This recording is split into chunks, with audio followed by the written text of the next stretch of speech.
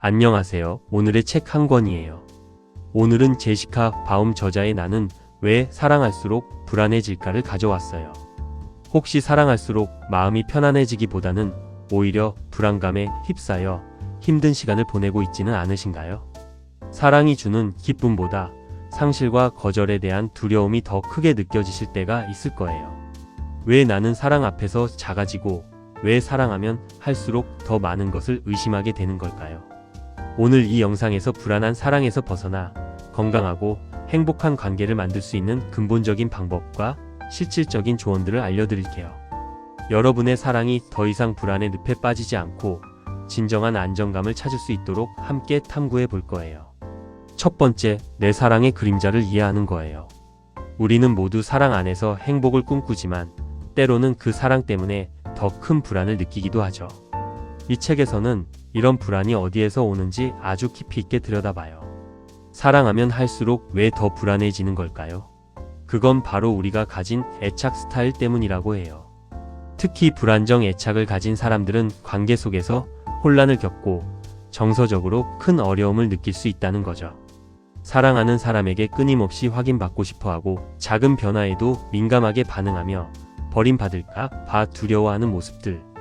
이런 행동들이 바로 불안정 애착의 특징일 수 있어요.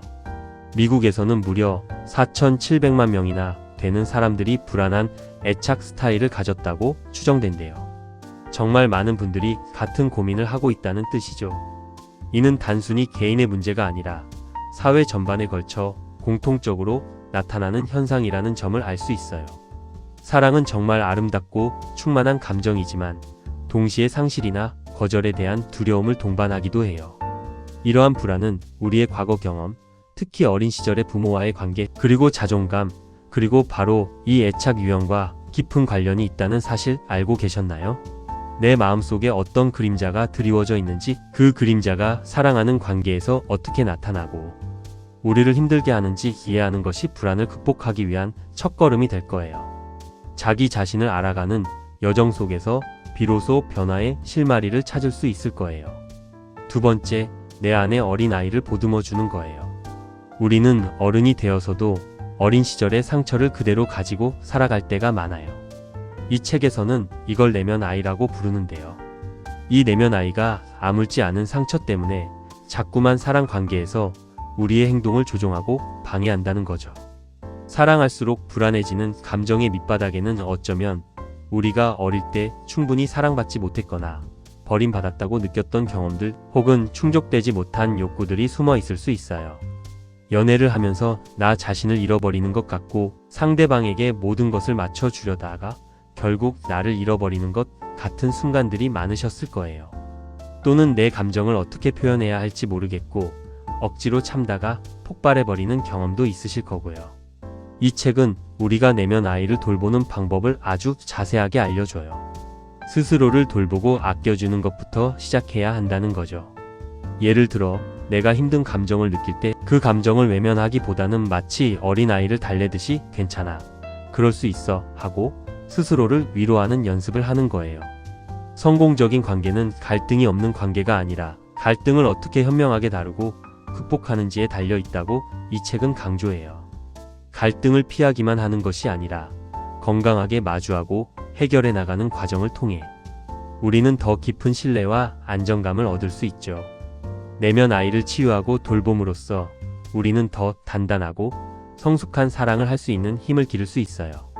이 과정은 혼자만의 노력이 아니라 때로는 전문가의 도움을 받는 것도 아주 좋은 방법이 될 수 있어요. 세 번째가 사실 제일 중요한데요. 의외로 아무도 얘기 안 해요. 세 번째, 완벽하지 않아도 괜찮은 관계를 만드는 거예요. 우리는 종종 완벽한 관계를 꿈꾸고 이상화하곤 하죠. 마치 영화나 드라마에서처럼 항상 행복하고 갈등 없는 관계만이 진정한 사랑이라고 생각하기도 하고요. 하지만 이 책은 완벽한 관계를 이상화하는 것은 헛된 일이라고 이야기해요. 진정한 관계는 환상이 아니라 현실 속에서 성장하는 것이기 때문이죠. 정말 훌륭한 관계는 우리에게 과제를 주고 그 과제를 함께 해결해 나가면서 서로를 더 깊이 이해하고 성장을 선물하는 관계라고 말이죠. 불안정 애착을 가진 사람들은 상대방에게 끊임없이 확신을 요구하거나 사소한 말과 행동에도 예민하게 반응하며 관계를 힘들게 할 때가 많아요. 밤늦게까지 메시지를 기다리거나 상대방의 소셜미디어를 계속 확인하는 행동 등이 그 예시죠.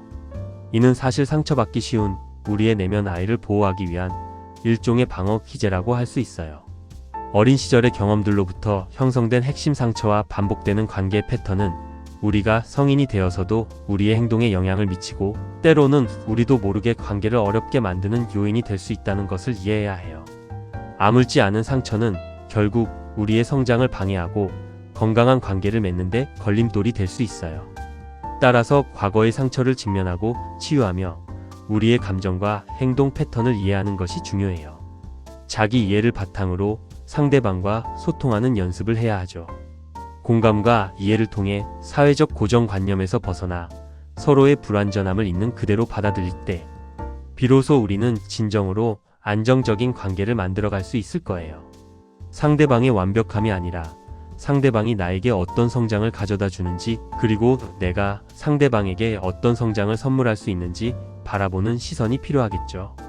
결국 완벽함이 아닌 진솔함과 성장이 있는 관계가 우리에게 진정한 행복을 가져다 줄 거예요. 여러분은 어떤 관계를 꿈꾸고 있나요? 오늘 바로 실천 가능한 3가지 행동을 알려드릴게요.